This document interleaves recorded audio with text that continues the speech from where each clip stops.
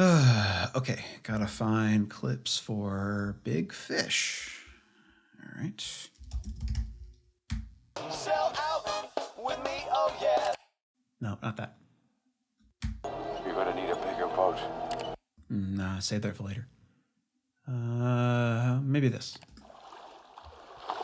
Oh, that is a big fish. Ah, okay, here we go. Coco! Here they are. Ladies and gentlemen, you may think you've seen the unusual. You may think you've seen the bizarre.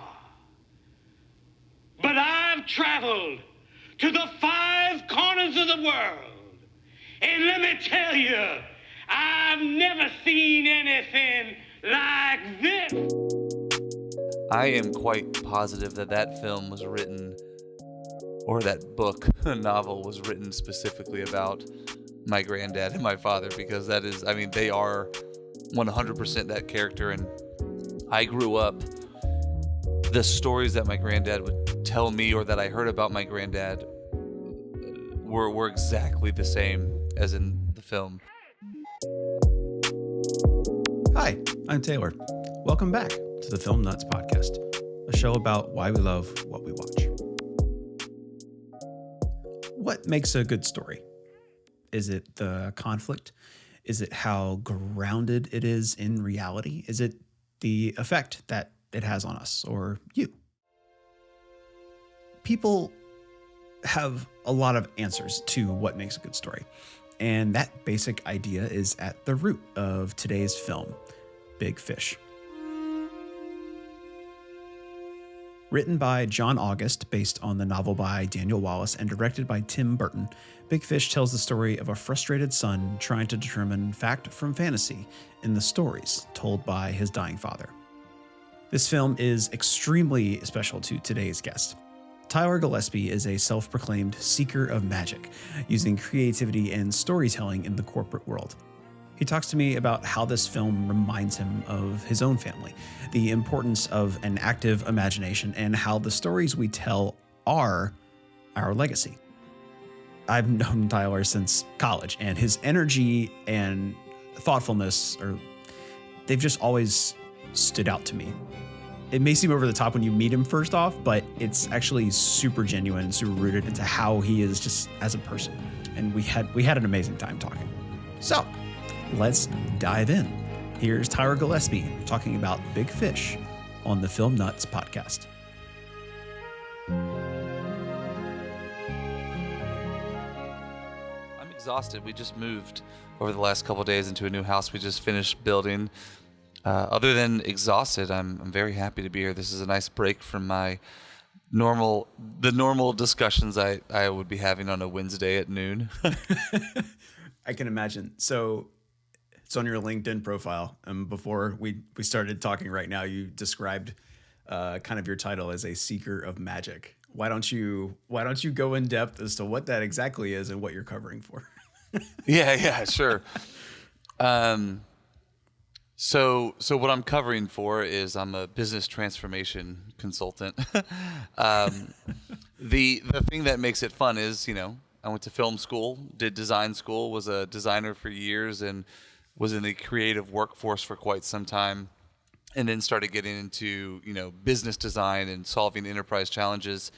And that's just a mouthful. So I go with seeker of magic because I have a strong belief that creativity and magic lies within each individual human in very individual and intentional ways, and oftentimes it just takes somebody to kind of coerce that out of them. And so most business challenges in my mind can be solved by simply finding a little magic. So that's what I try to do every day. That's really cool. It's whenever somebody kind of in the business or tech world describes to me exactly what they do, like in their title, it's always in this framework of relating to people who are also in the same industry. Like if I ask somebody and they tell me that, and I'm like, cool. What is that? what does that mean? So I like this title of Seeker of Magic. I think it's really good. And going off of how you talk about creativity, I think the movie we're talking about today is perfect. Oh yeah, big time. Absolutely. So we're here to talk about Big Fish, which I hadn't seen in a while. And when it came out, I think I saw it like 3 or 4 times. Like I rented it from Blockbuster. Like I was like, oh, this movie's great. I'm going to watch it a couple times. But we're not here to talk about me. Dude, why is Big Fish one of your favorite movies, if your favorite movie of all time? I love that question because anytime, even in a random conversation, where if you get what's your favorite movie, especially if you're ever like, I went to film school, my God, that question comes up. Oh, great, what's your favorite movie? And it's not The Seven Samurai or Citizen Kane, so I need to always be able to have a good answer for that, or Seventh Seal, or whatever those movies, all those films we used to have to watch and write papers on were. Big Fish, at the time, I was and still am, just a Burton head. Big Tim Burton could sneeze on a wall and I'd find it artistic. So at the time, I was very much so seeking out anything Tim Burton had put his hands on. And I saw Big Fish advertised, and it was the most on the surface level, the most non-Tim Burton or Burton-esque film I had ever seen advertised. And then after watching it, I thought, this is one of Tim Burton's masterpieces. Tim Burton is someone who started his career in Disney, being called to visualize imagination, is what I think Tim Burton is perfect at doing. He takes imaginative landscapes and stories and tells them visually in a way that is very consumable. And when you look at a story like Big Fish, it's based on a book. That film is talking about some pretty heavy-hitting subjects. A father passing away, a son who doesn't feel like he really knows him. And he does it in such an imaginative and beautiful way.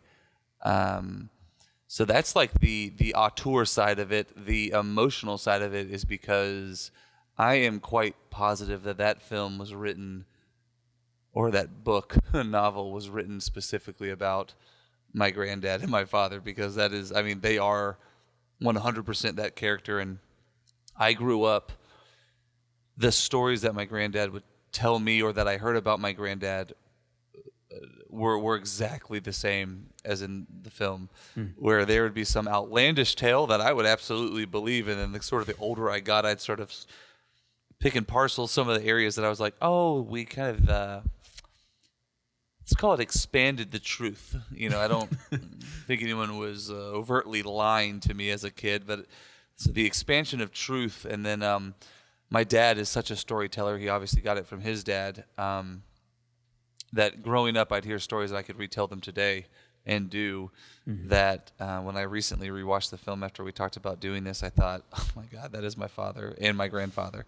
So I think because of all those different things, both the style of the film it was directed, the way the story was told, and the fact that it personally impacted me so much because it reminded me of my own father and grandfather, it was kind of the perfect storm. Has your dad seen this movie? Oh my God, yeah.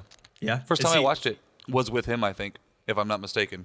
Oh, wow. I don't think we went to the cinema. I think we must have rented it as well. And I'm fairly confident that the first time I saw it was with him. Did he have kind of a similar reaction? Did he see like himself? Oh, very much. He saw his dad in it. And in fact, I called him the other day. I was like, oh God, Dad, Taylor and I are talking and about Big Fish. And he was like, that movie is so special. I was like, I agree. And he said, it reminds me of Pops. And that's what we called his dad. And I was like, yeah, exactly. So I think he watched it thinking of his dad. And I watched it thinking of my dad and his dad. So it's kind of a nice generational Gillespie treat there for us. That's really cool. So in the moment of, I mean, I don't know, this came back out in like 2003 or something like that. And so, do you remember in the moment seeing it for the first time? Like, do you remember looking at your dad and your dad looking at you afterward and be like, "Is that our family?" Oh my God, yes. It was we even have an ongoing joke between him and I where he would golly, growing up, he was also I'd also liken him to Chevy Chase's character in the Vacation films. He, Russ, come here, I got something to talk to you about. He would sit me down and try to explain life lessons to me with analogies and allegories, and oftentimes would hit the point, and then sometimes, though, would put an illustration together that made perfect sense to him that was just outlandish to me. And I would think, I'm sorry, Dad, that analogy did not land there. That was not a common turn of phrase or anything like that. That is... And so there's this ongoing joke where he would always use, like I said, allegories or analogies to explain life lessons to me.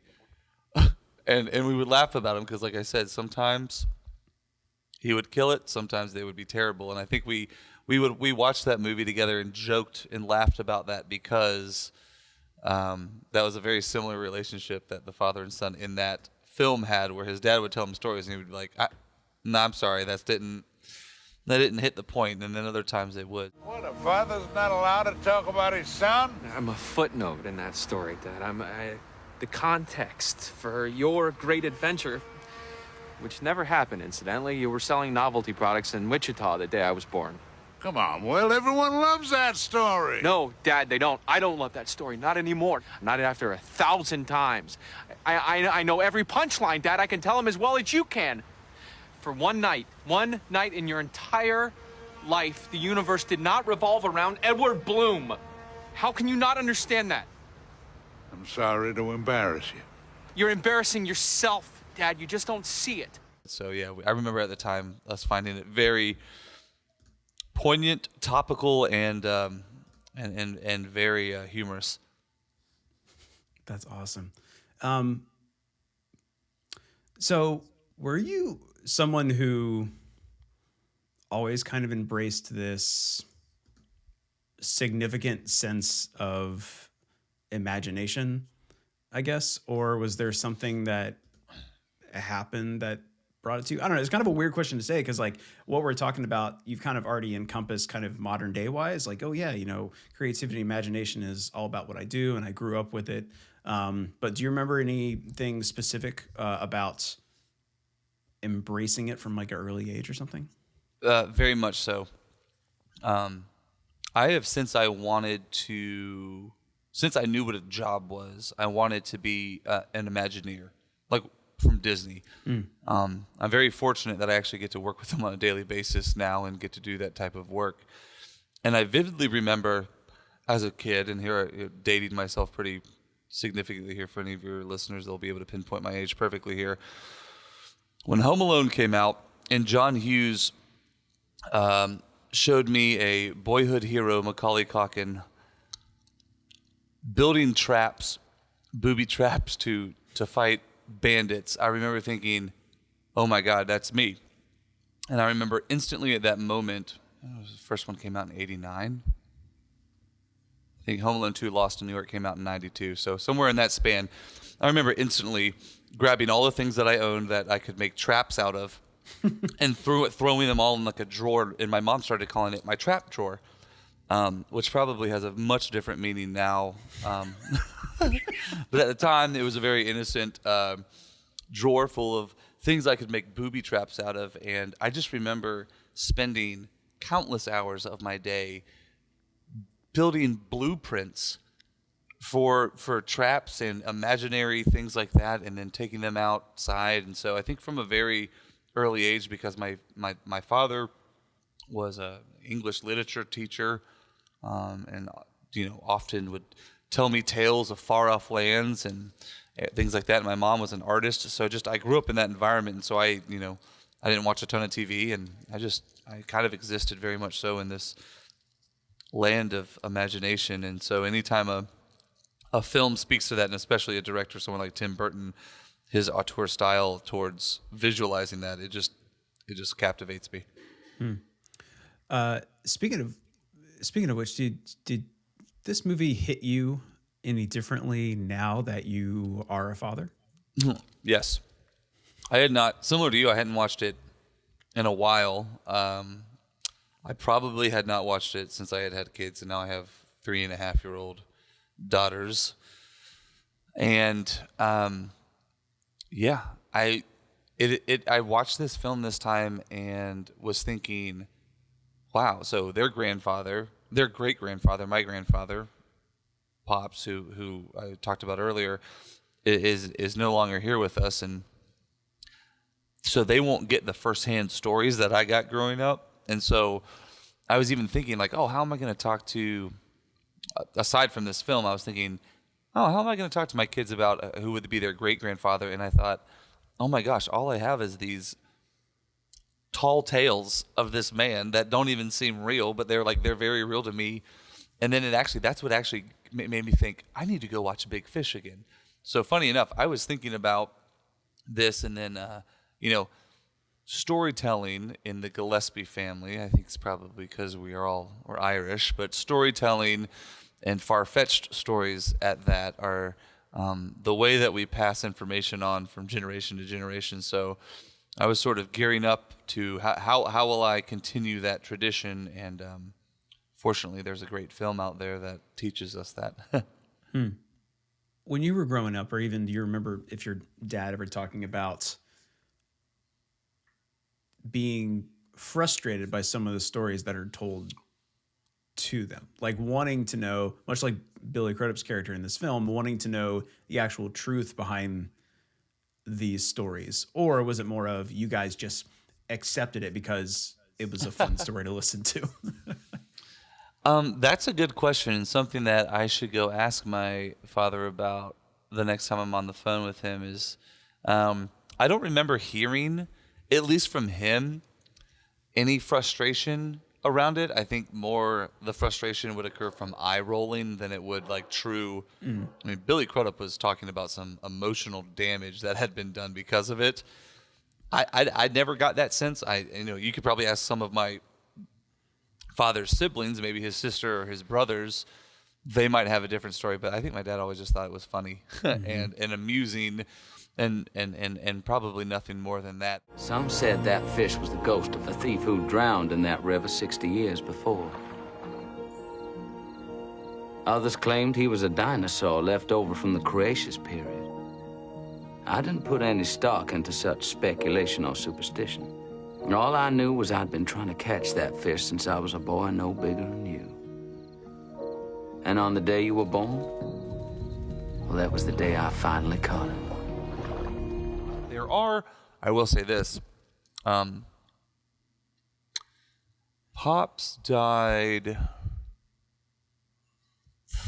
3 years ago, and I remember finding things out about him, not bad or anything, but just things I'd learn about him, and they would not be in complete antithesis to some of the stories I had heard, but they would just clarify parts of them that I went, oh, I kind of liked the other version better. And it's the same as anything. As you grow up, you get to learn who your parents really are. When they become peers of yours, rather than that the relationship changes. And as I grew up, I think people were comfortable telling me different stories, and then I think, I don't know, man, I kind of like the other taller tales. Those kind of painted a much different light for me. In fact, I was recently I recently wrote a new song, and one of the songs is about me the time I had growing up in Emerald Isle. I spent a lot of time there as a kid with my granddad. And then, interestingly enough, some of the stories I'm retelling in the song, I don't even know if they're actually true, but they're the ones I believe about my grandfather because, so yeah, I think that there's, this is one of the times where I do believe there's to use the phrase, innocence is bliss, or ignorance is bliss, certainly is what it is there's some times when that innocent ignorance is a good thing because it's how you remember these people. And so I'm grateful that there's not been any harm in it. Hey folks, thank you so much for listening to the Film Nuts podcast. I hate to interrupt, but allow me to take a brief break in the action to let you know how you can support us. It's super easy. Just subscribe to stay up to date on all of our episodes on whatever platform you happen to be listening to right now. And if you're listening on Apple Podcasts, it would be super helpful if you left us a rating and a review. That'll help us be seen, or heard rather, by more awesome listeners like yourself. Okay, enough of me talking. Let's get back to the show. I'm trying to figure out kind of the proper wording for some of the questions that I'm dealing with, because there's a lot in this movie. Like, there's the pure surface level stuff, which is just like, it's kind of like magical realism to it, like tall tale storytelling. Like, it's a lot of fun. Like, all the characters in it, in like the story world of the stories that are being told within Big Fish are over the top. Even Ewan McGregor behaves in kind of an over the top way. Does this movie make you think about how you would want to tell stories or pass down stories to your kids specifically? Like when you say, hey guys, let me tell you about the time I, like, personally, like, I did this, as opposed to relating stories from previous generations? Well, you're a good friend of mine, so you probably know how I tell stories. I have been accused, I don't know what the big deal is, but I have been accused of being a bit of a storyteller myself when trying to convey a very simple point. And my point, and to that I would respond, well, would you rather listen to the story I just orated, or would you have just rather had me get to the point? I will always go for the former. I'm not saying that everyone in the audience shares that sentiment. But my gosh, even in work, like when I put together like an executive summary deck for something after a project, and it's storytelling, because I think that's like there's fun. There's magic. There's magic there. There's fun there, and I can appreciate being succinct. I can appreciate being articulate. I can appreciate being efficient. I have never been called either of those three things. And I'm okay with it. No, I will tell my kids stories and embellish the truth quite a bit, because I think it will be more entertaining stories for them. What was your favorite part of this movie? There are favorite parts that are just funny to me, because it is a very funny movie. Visually, I would say my favorite part is Ewan McGregor's character standing in the field of daffodils that he picked in front of his soon-to-be wife's sorority house before he gets the shit kicked out of him by Roy from The Office.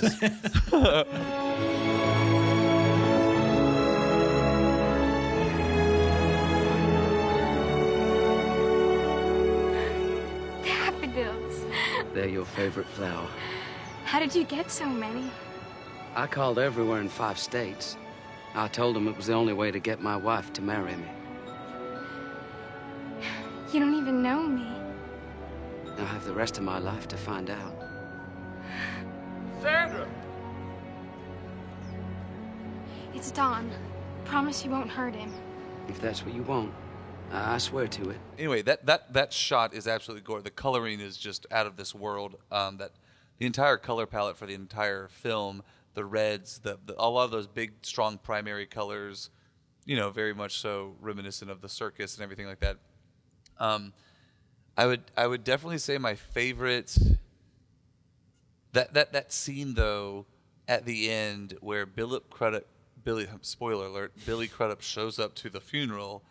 And he then sees the people that his dad had told him about, and they're not that far off from how he explained it. Like, maybe they weren't Siamese twins, but they were twins, and maybe Danny DeVito's character wasn't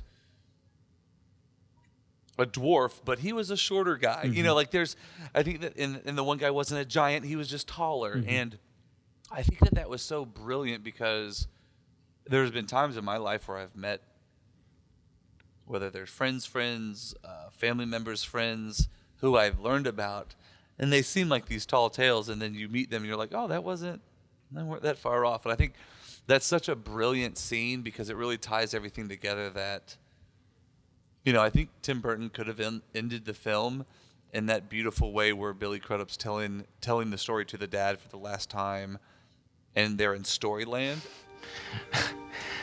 And as we get close to the river,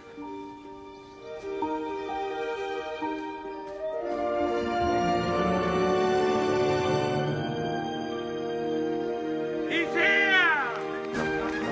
we see that everybody is already there.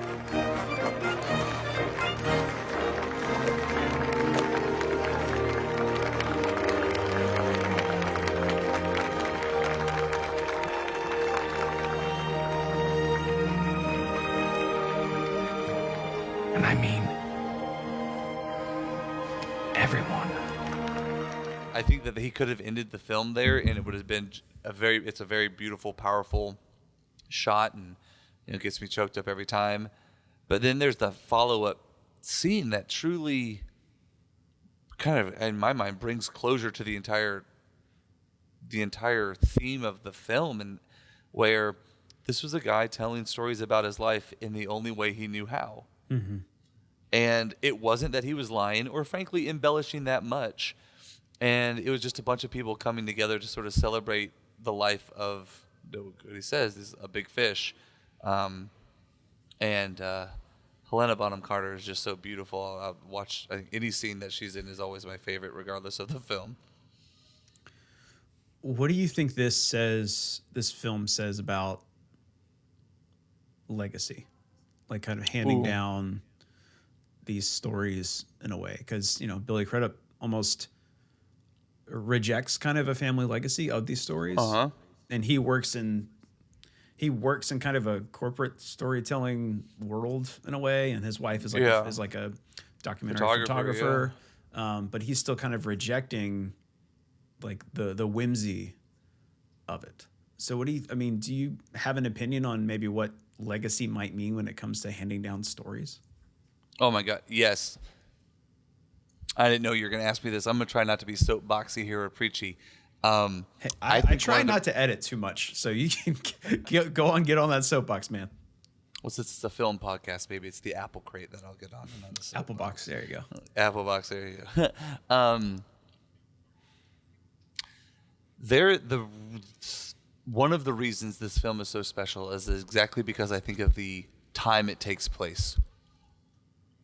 Social media is non-existent in this film. And there are not daily archives of every person's decision, mood. There's something about that allows you to tell stories. I believe we live in a day and age where storytelling, you have to try to find it. True storytelling.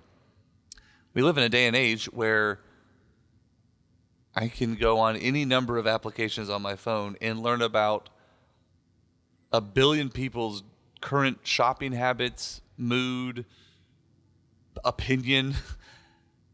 And there's no, I have data in which to put my own opinions and stories together about people.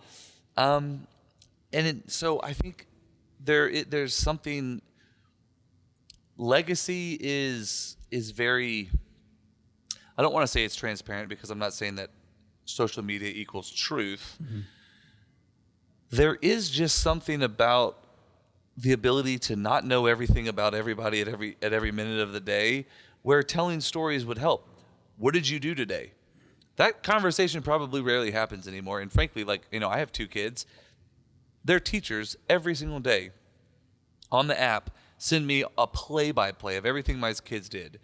They learned these words in Spanish. They ate this food. They took a nap here. They sang this song. And I'm just like, by the end of the day, I can ask them, mm-hmm. How was school today, Winnie? How was school today, Max? I don't know. There's just so many. Heck, I could go on a vacation, or any of my friends could go on a trip. Sounds awful, but very Jerry Seinfeld of me, but only out of pure decency do I ever ask, how was your trip?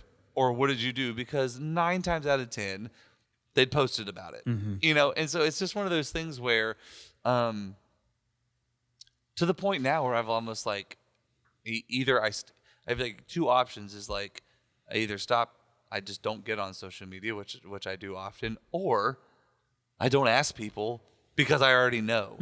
I don't know. It's this very much so diametrically opposed world to the world that was in that film, and that wasn't even 20 years ago.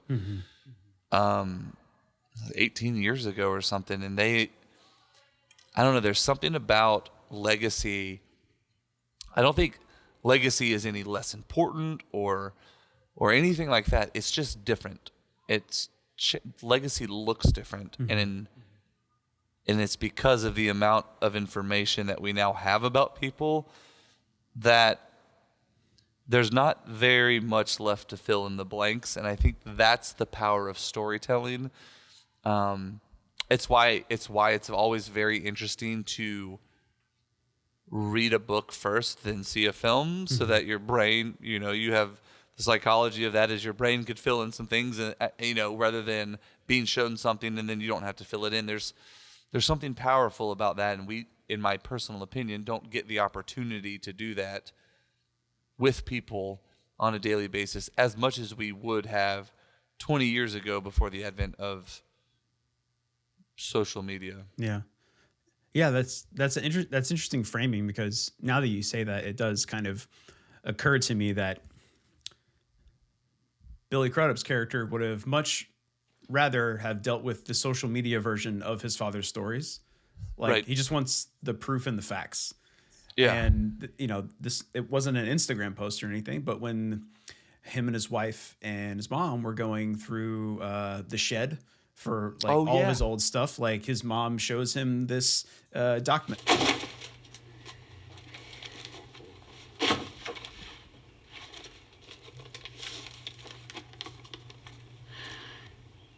What is it? It was during the war. Your father went missing. They thought he was dead. Oh, that really happened? Not everything your father says is a complete fabrication. I think I'll go check on him. And so that's almost the same thing as he saw on Instagram. It was data. It was exactly. Physical data. It was like a piece of paper. But just seeing that, is that better than a story? I don't think so. But he was very rooted in kind of just finding out the truth about it. Yeah, there's I get and rightfully so, but I get called out by some of my colleagues. I have some colleagues who are just who are just brilliant people. I mean, we're talking doctorate in behavioral psychology mixed with a PhD in business, and it's just, they're brilliant. What are you doing there? Jesus. And I know. And my yes and to that would be yes and I get very frustrated with them, and I think they get very frustrated with me, where I probably put a lot more emphasis on narrative and they put a lot more emphasis on data. Now, the good news is, because we do projects together, the output is wonderful. But oftentimes, they'll come back to me and go, you can't say that. You don't have intrinsic evidence. I was like, yeah, but there's something called empathy and feeling and gut and all this kind of stuff that I'm like, I believe I can make an informed recommendation to, or it's like, well, that's not qualitative, so it's subjective. And I'm like, there needs to be more subjectivity in our lives. In my personal one, Joe Rohde, who is like my unnamed mentor, meaning that he has no idea that he's been my mentor and inspiration. But maybe one day I'll get to meet him and find out. He used to be the head of the Imagineers. He was the creative executive for the Imagineers. He's responsible for so many amazing things within the Disney parks. Unbelievable designer, brilliant creative. Now he is like head of space. head of consumer experience for like Virgin Space or something like that, which is a perfect role for him. Anyway, Joe Rohde talks about how frustrating, even at a large enterprise organization like Disney, the Imagineers' jobs can be.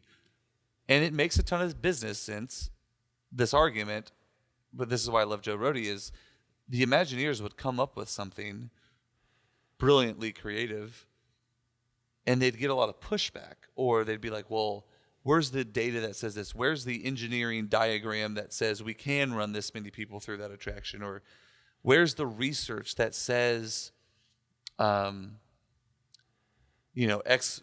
Y, or Z? And he talks about the ability to bring subjectivity and discord, that radical,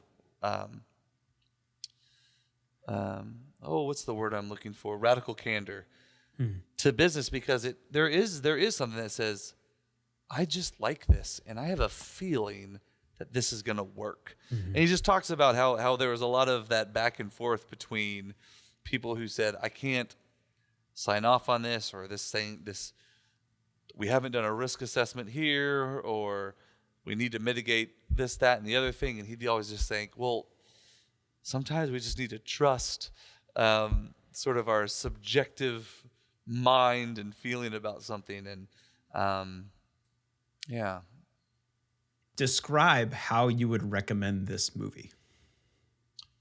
So I have recently been told quite a few times that I oversell things, which I don't know about all that.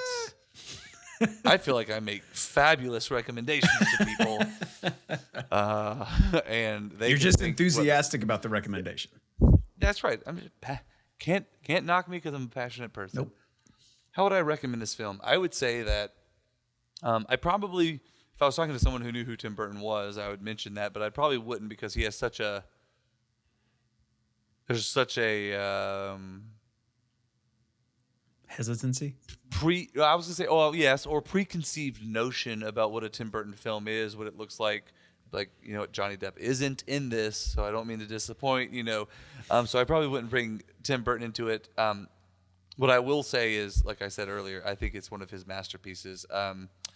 I would say that this is a comedy. I would describe it as a comedy. I would say about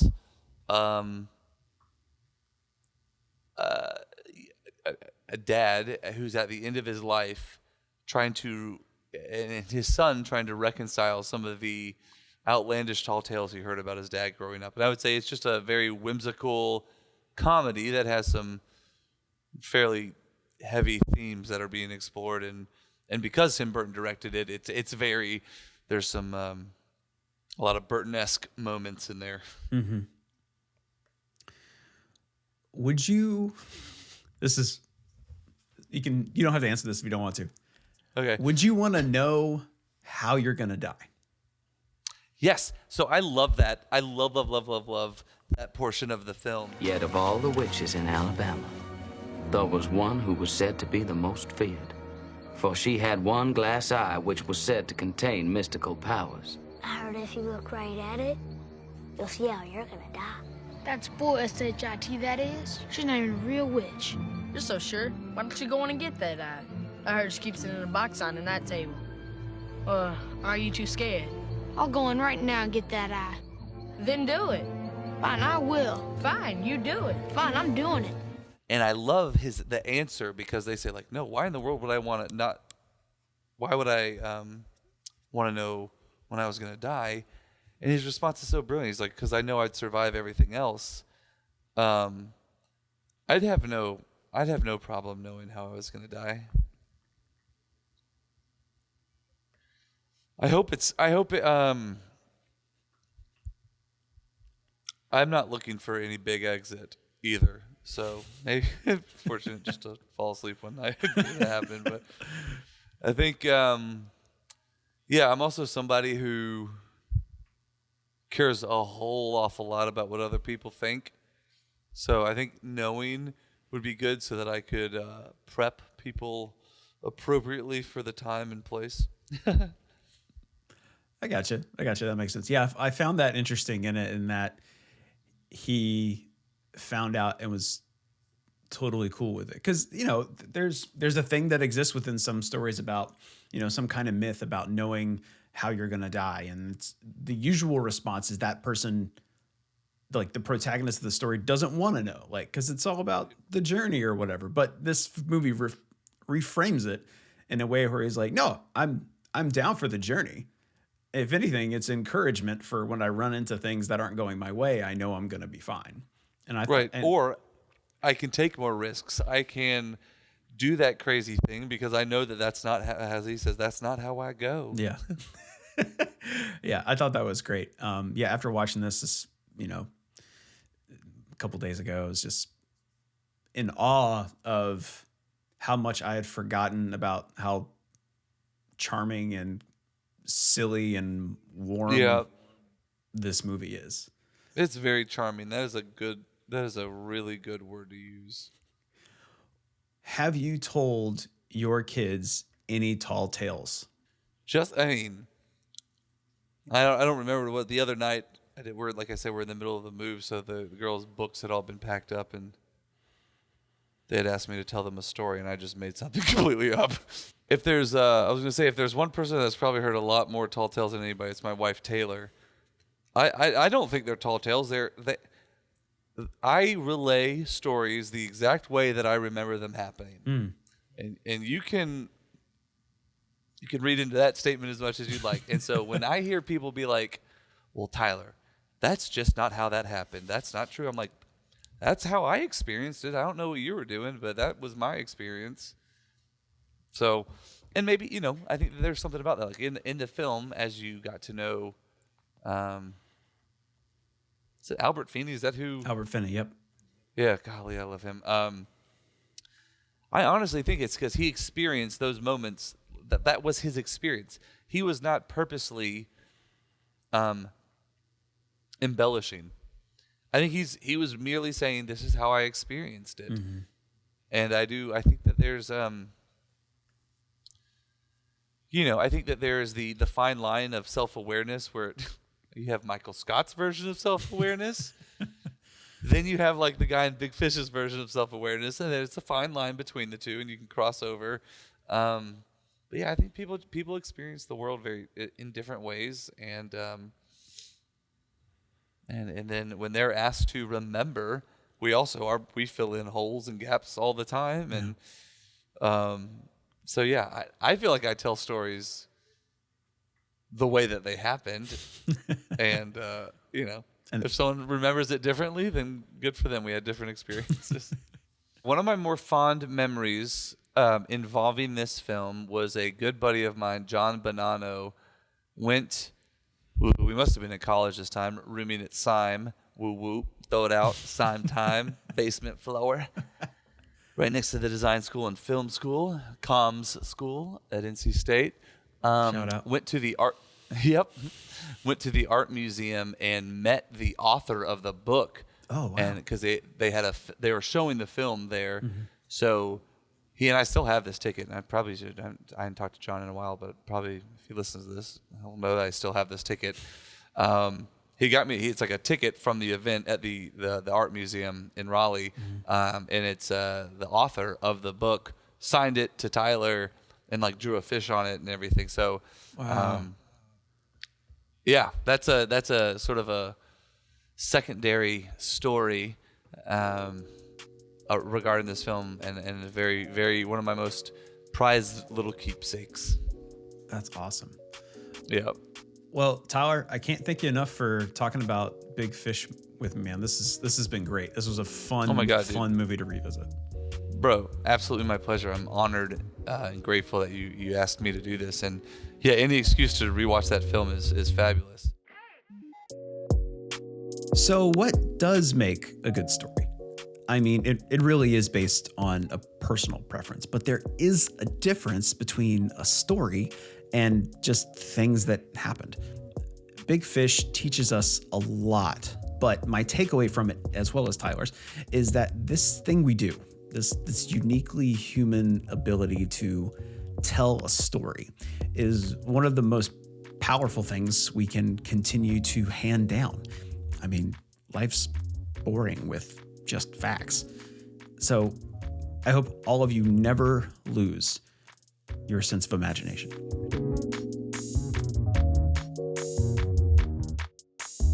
A big catfish-sized thank you to Tyler for talking with us, and a Carl the Giant-sized thanks to all of you for listening. This season's theme is brought to us by theDeeepEnd. If y'all have any questions or want to reach out, you can check us out on Twitter at FilmNutsPodcast or email hello@filmnutspodcast.com. Don't forget to subscribe to stay up to date on all of our episodes, and leave us a rating and review on Apple Podcasts to let us know how we're doing. Thanks again just so much for listening. Until next time, I hope all of you catch that big fish that you're after, whatever that might be.